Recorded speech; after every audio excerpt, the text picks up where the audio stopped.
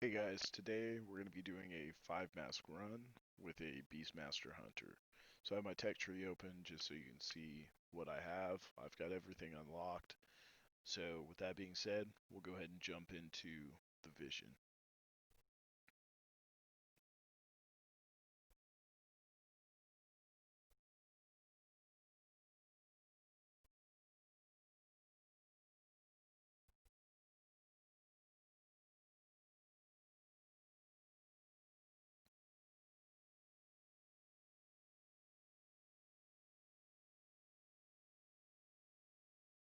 So here I'm going to go ahead and open it up my inventory, show you where I'm sitting at for corruption, so no grand illusions. I do have severity in almost every slot. I'm 479 equipped. I have one expedient. I have the Whispered Truths bow from the raid, a couple of sockets, and then Azurite gear. I'm running 3 Dance of Death. I've got 2 primal aspects, and then I've also got 1 rapid reload, and then my major is going to be Blood of the Enemy. So now I'm going to go ahead and put on all the masks, and then I'll start the vision.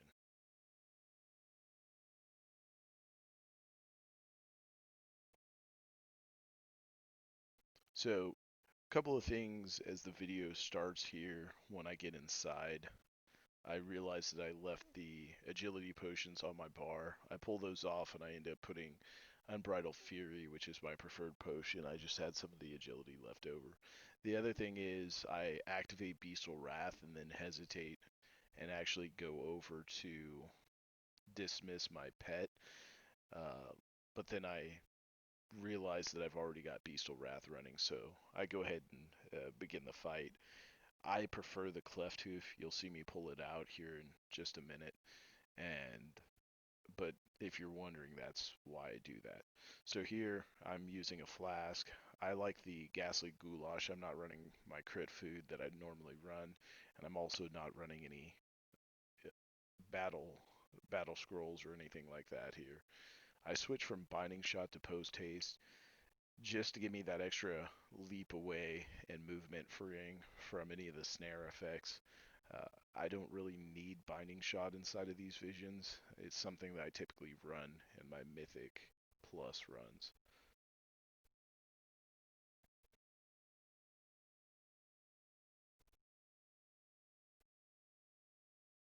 So here you can see me do some of that maintenance I was talking about doing. I should have done before I got in here. So I kill these first guys, and then I come up to this Fallen Void Speaker, which is actually one of the first abilities that I wanted to point out here. The Fallen Speaker does a Psychic Scream, so there's 2 ways to counteract this as a Beastmaster, and that's going to be either range it or interrupt it. So the reason Psychic Scream is one of those that I really want to watch out for is it's a fear. And so that fear, while normally not really a huge deal in a 5 mask, is going to cause you to run and run uncontrollably, and that could put you into something that causes you sanity loss. So that's why it's kind of important to watch out for that. Here you can see I'm going for the potion and looking for the color of that. So I have a weak aura, which a lot of people do at this point, and you can see here I'm getting rid of the core hound and pulling out the cleft hoof. So I'm kind of looking for potions here, and I find my first breath of fire and stop for that. Then I come around the corner and I'm looking to engage with these guys, and I realize in just a second that the first buff is available right inside there, and so I'll be heading in there.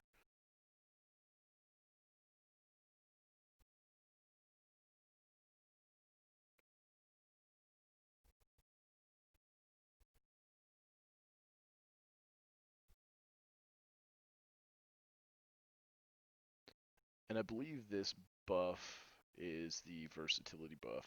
And same thing as the Fallen Void Speaker, this guy also casts a Psychic Scream. It's the only thing I'm looking for when I'm fighting him. Here you can see I'm well out of range. He can't hurt me. He can, though, make my pets run away, which stops my DPS.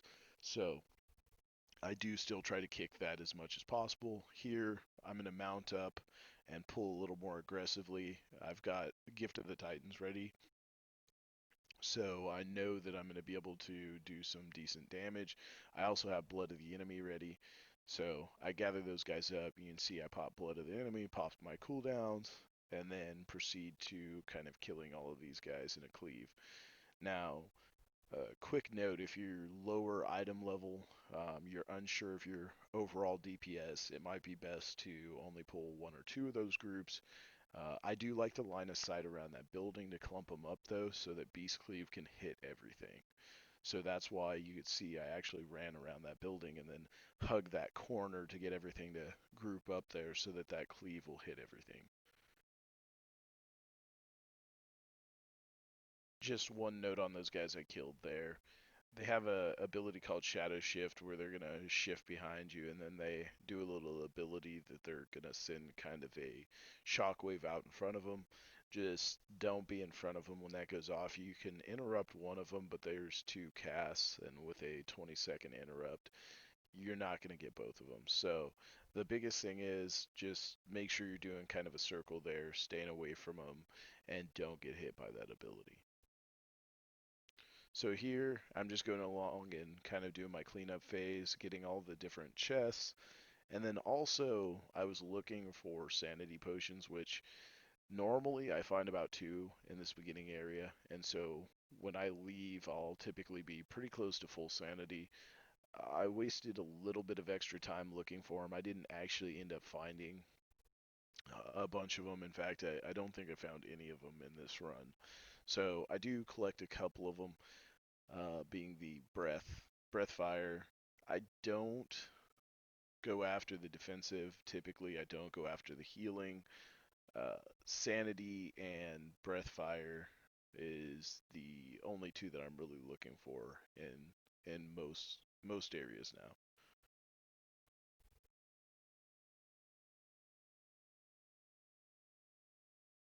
So here, just killing the little gnome guys, unlock the area. Really nothing special to them. The reason I like that breath fires, you can kind of see there it goes off. It just adds some extra cleave damage.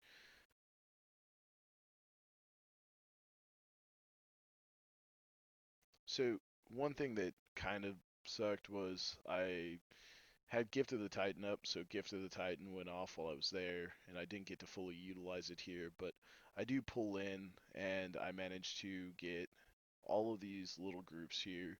Now, normally I'll pull the Forge guy over to the side as well, but on this run, I didn't have Gift ready, and there was really no reason to push it, so I kill everything off on the left with a cleave, and then I grab onto the Forge guy, and I'll start making my run kind of looping backwards here.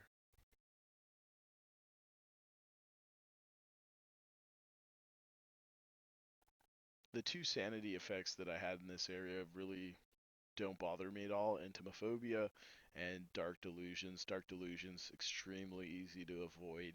The guy's just going to track you. There's a line.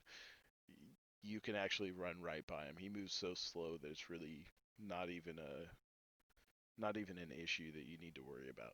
Entomophobia as a Beastmaster, again, really nothing major. You have to jump occasionally. You can see my weak aura will say to jump. Really, if you get too many stacks, it's going to make you run forward. As a Beastmaster, not a huge deal. You just simply strafe everything, continue to multi-shot, and it's not a problem. Now, on a melee class where you need to be in range, it's kind of annoying. On a caster class where you need to stand still, it's definitely annoying. But Beastmaster, everything's instant, so not a big deal for us.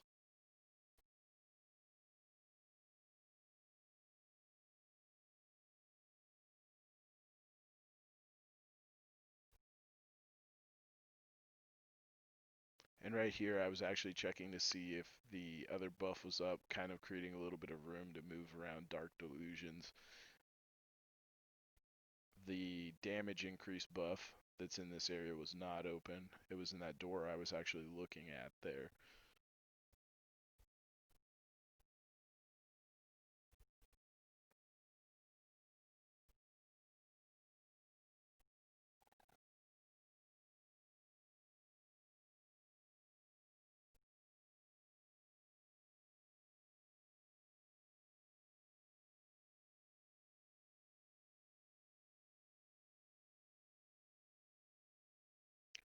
This guy's really easy to, nothing to worry about. Stay out of the red circles. Right after the red circles explode, he's gonna do Forge Breath. So, stay off to the side of him. In reality, you could be way, way away from him and it wouldn't matter. So, point out one thing. I started this area with just under 400 sanity. I want to say 375, something like that. It was pretty low from messing around in that first area, but as you can tell, I'm almost three quarters sanity again. I'm right there, 100 sanity down, and I'm gonna come into this area, and I'm gonna kill the guy right around the corner and be pretty well capped out on sanity. So you don't really need to worry unless you're entering that first area and have really low DPS. If you're under 400 sanity, it's not really a big deal. As a Beastmaster, I like to stay right here. It puts me well outside of his little circle there, and I don't have to worry about his breath that he's going to use here in just a second, both of which do some sanity damage, and so I just stay back over here, and I pop a couple of minor cooldowns and kill him. So this pack right here has the first informant that I encounter in this dungeon, and so they do an ability called Touch of the Abyss, and I put that up there for you. It's a 3-second stun, and what makes this so deadly and something to look out for is the fact that when that big guy's jumping around and doing damage and you're taking 150% more damage, getting locked down for 3 seconds really sucks. And so I'm always looking for those informants. I'm looking to either kick them or I'm looking to try and target them down. And so you'll see throughout the dungeon, my weak aura will also show up if they're casting. And so I'll try to, if I do see them casting, switch over them quickly, kick that, or just ensure that they're one of the first guys that I'm going to kill in that pack. And so I'll kill command or I'll try to get some barbed shots into them. They don't have a ton of health and they do die pretty quickly though. This area for me is actually fairly easy. Uh, I did miss one of the chests that was inside of the inn back there. I decided not to double back for it. I realized right up here when I look around this corner in a second that it's back there. And so that's kind of why I hesitate and don't go directly into the boss.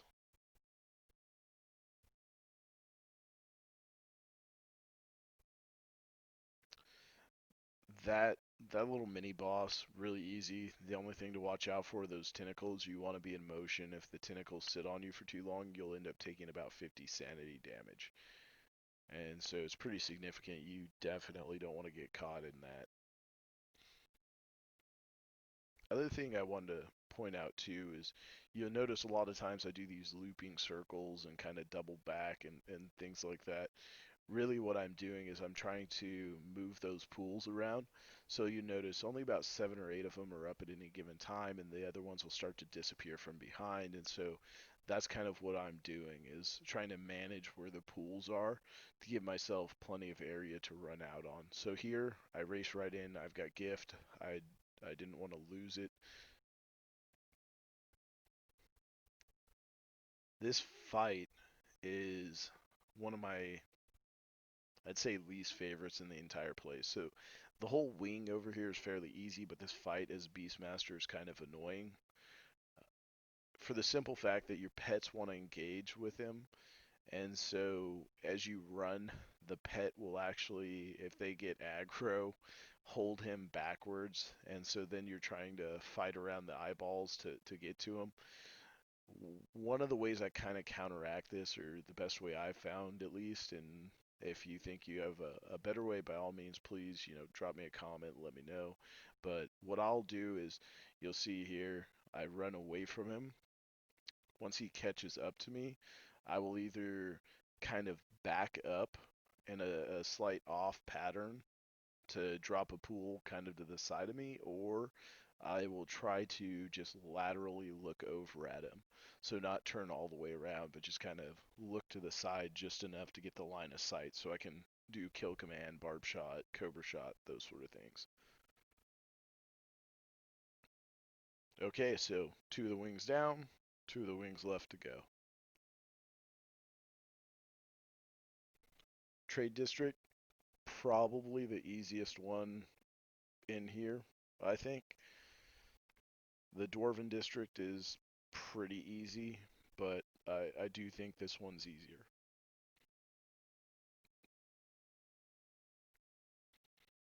And the reason I think that is you can kind of come in here and collect everybody without too much of an issue.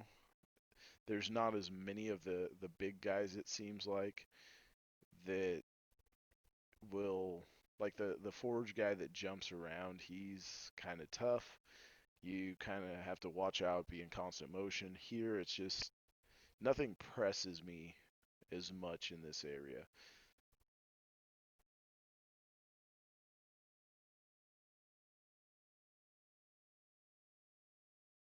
So you see just ton of multi-shot, kind of going around collecting these guys all up.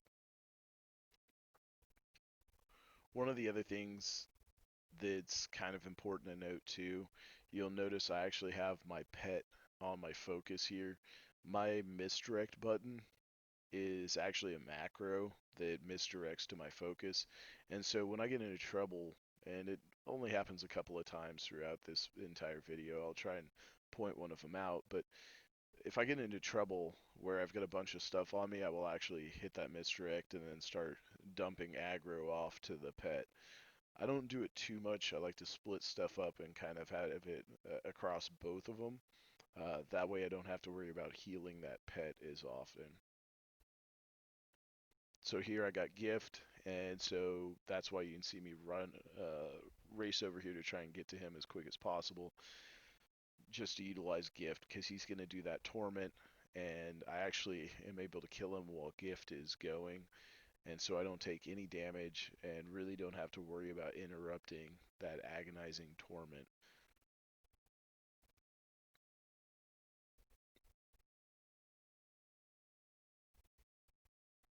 And I know it seems like I'm kind of going back and forth in this district, but really what I'm trying to do is manage sanity.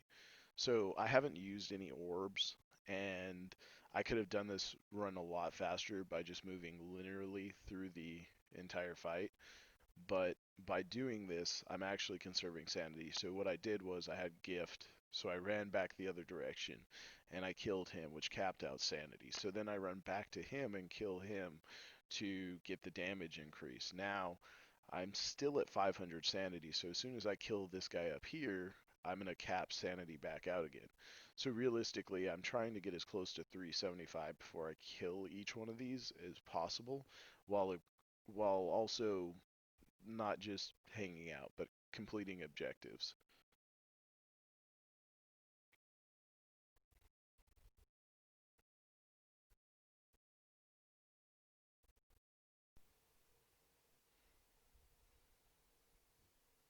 And I actually tried to cheese this guy, but it didn't work out. I ran in there, and you could see me pop blood of the enemy and bestial wrath. I was trying to actually get him killed before he had a chance to get chains of servitude off, which I just don't quite have enough DPS to do. But in just a regular clear, zero mask clear, I can kill him before he gets anything off.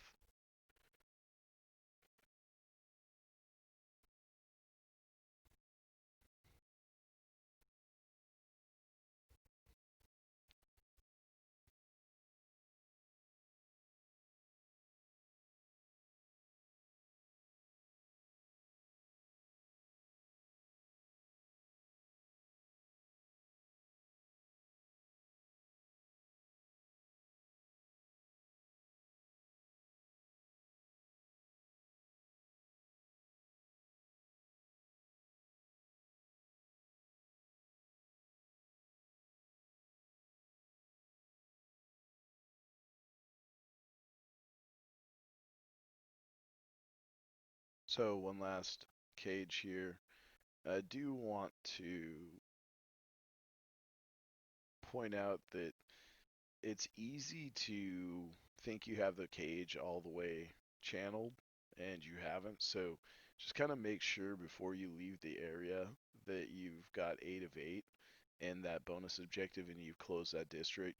I have had it happen where I thought I had it completely done, and on my demon hunter I zipped away, and when I got to the very end of the dungeon I actually realized that there were only 4 chests instead of the 5 that I was supposed to get, and it's kind of disappointing to do an entire run and then miss out on an entire wing that you practically completed. So definitely take your time there, make sure you get the cages open. So leaden feet is kind of one of my least favorite modifiers, especially in this area. And then to couple it with split personality is it seems like overkill. It's definitely to me one of the toughest ones, and the reason for it is up here you're going to have a ton of stuff you have to move for, and so you have leaden feet going off, and as you're trying to move out of these things sometimes you're going to have like those little swirlies on the ground that are going to prevent you from exiting your split personality and just completely block you in. I don't have that in this run. I actually did fairly well in this run. I think that happens to be the only time I end up running into my split personality. But my first couple of visions, I was constantly running into my split personality. It's just something that takes some getting used to. And so here, I was a little aggressive. I had gift going, so I didn't want to waste it. So that's why you see me rush in here. And even though I have split personality, I'm kind of locked in there. I start the fight right away. So I get in close. I've got everything going here, and I hit blood of the enemy, and I'm able to cleave everything down pretty cleanly. But it was, like I said, it was a little aggressive. I would not recommend it. I probably should have just let the Gift of the Titan fall off and waited and killed the guys on the left and then moved over.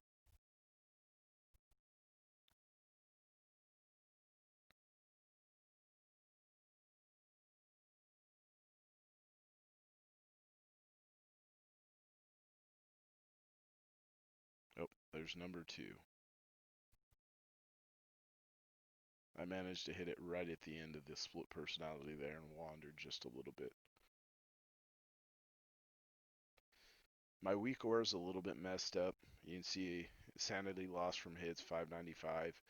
I think it starts out at 595 for some reason. There's something not tallying up quite right. I think it has to do with the mask decreasing my sanity because I notice when I do 0 mass runs, it shows correctly. On this fight, the biggest thing to point out is those 2 guys that I just killed, the portal keepers. They both have a stun. I like to target those guys. I can pretty well burst one down and then interrupt the other one so that they don't stun me. But as a melee, it's really imperative to get those guys interrupted and killed. I've had them end a couple of my 5 mass runs just in that one spot. So 3 orbs, uh, without even touching those, they've killed me, used my cheat death, and remained locked down there. So just really dangerous spot to get locked down in.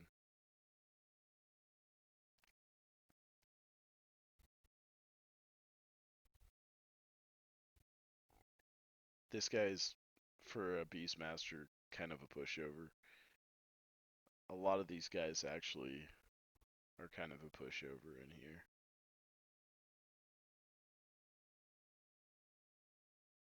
I actually took some sanity damage there from hanging out too long, but I was capped out, so it didn't matter.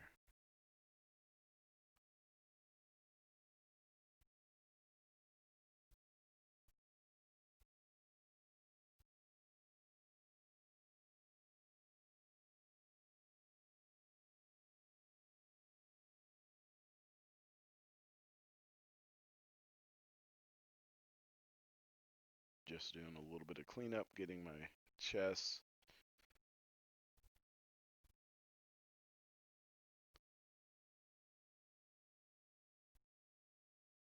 Sometimes I think it's almost a crapshoot on whether or not you try to work your way out of the split personality. So like there, I end up having to loop all the way around, and I'm not so sure that if I had just hung out where I was, I couldn't have done it quicker by just mounting up, waiting for them to drop, and then going forward.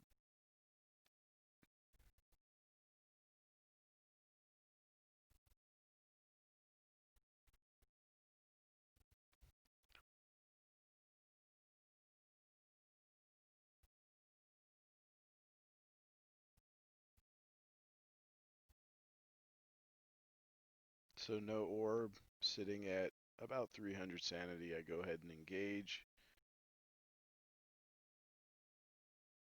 And here, the only thing you want to watch out for, you can see the weak aura come up from time to time, is the polymorph. You can't interrupt both the missiles and the polymorph. It's not possible. And so, while it sucks, you've got to just let the missiles hit you. That way you don't get polymorphed. And the reason polymorph sucks is because it forces you to wander back and forth in your pools. And so you're trading off not running back and forth in your pools for an entire polymorph for getting hit with missiles. And even then, it started with about 300, ended with about 300. So I burnt just about 200 sanity while fighting him.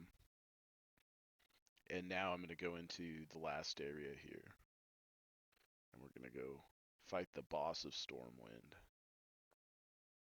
And I do drop an orb for this. I probably could get by without it. I still have cheat death, so going into this fight with cheat death and full sanity, you're sitting right at 1,000. And so I tend to actually fight this fight pretty sloppy. I'm not a huge fan of it. I don't like fighting her. I find her annoying because you have the eye, and she likes to do the darkened sky and throw things down at you. And so I will typically run through quite a bit of sanity here just so that I can burn her down and be done with the vision. So that's it, guys. If you have any questions, anything you think I left out, just let me know. And all of my information will be in the description. Thanks, everybody.